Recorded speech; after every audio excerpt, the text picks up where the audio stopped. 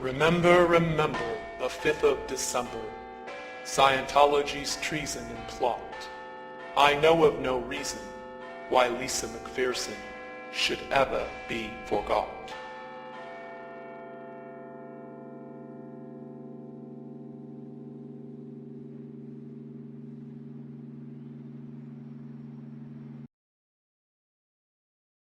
You say the misuse, but I don't know if you're aware that there was a plan in 1955 in this country, Ted, to repeat what was done in Russia.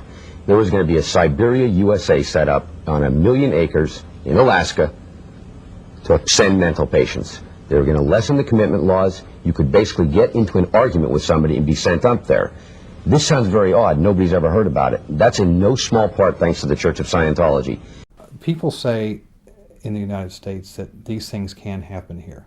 Mental screening that only took place in the old Soviet Union or communist Vietnam or those places. It's not true. I want to talk in some detail about the Citizens Commission for Human Rights, or the CCHR.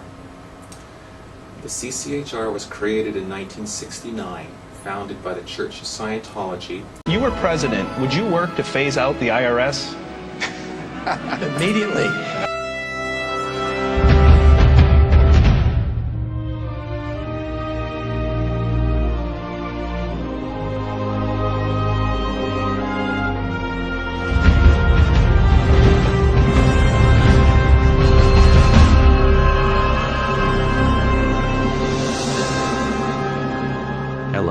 We are anonymous. The following is important information concerning the history of Scientology and the Ron Paul campaign.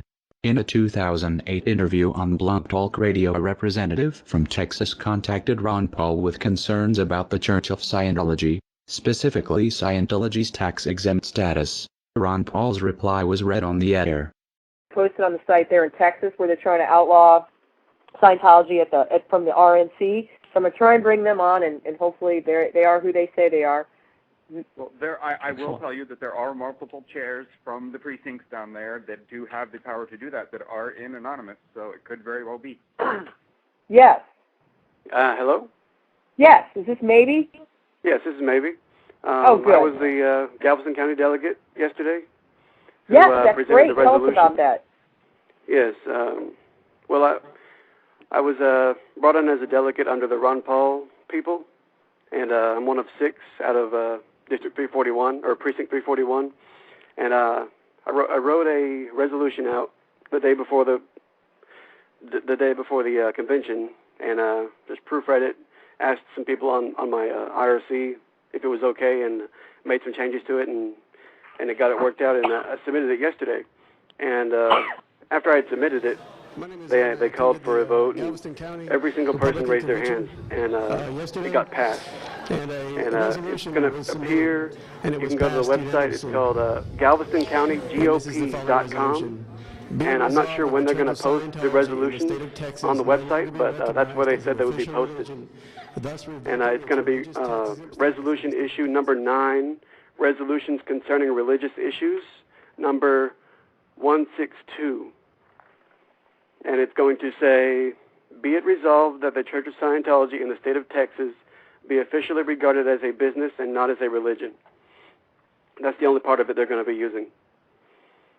What do you think the chances are of getting that passed? And what will the ramifications actually be? The chances of it getting passed, it started out as it's a grassroots campaign, really. And a lot of people think it doesn't have much pull. But if we get enough people involved and enough words out, I think it can become an influential resolution that can be made into a law one day under the Republican Party. Well, God, if the Republicans are on this, man, I may have to change my vote. I'll tell you that. I actually sent Ron Paul an email, and he responded saying he did not support removing their tax-exempt status because he doesn't like taxes. And that's one reason Scientology loves Ron Paul so much, which is stupid. But that's bad. Well, who does like taxes? No one likes taxes, but that doesn't mean, a potential president can't see that a group is totally abusing our, establishment clause, and that's what really pisses me off. I mean, they should be allowed to have. shouldn't have a special privilege for one religion over another.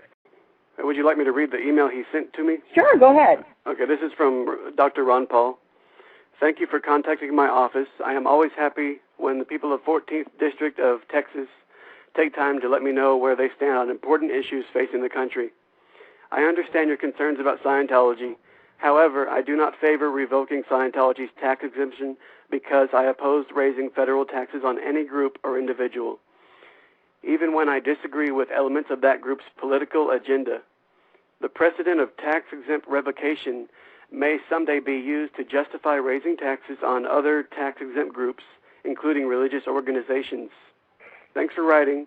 Please do not hesitate to contact my office with any other questions, comments, or suggestions. Sincerely, Ron Paul. Well, don't you think then that if he was so opposed to revoking their tax-exempt status that he might be opposed to the fact that they can make claims on their religious education and have other people pay them back? I would assume. Yeah, that would be the point to make, I think, with him, is that, hey, you're actually paying them money. Well, exactly. He likes that even less.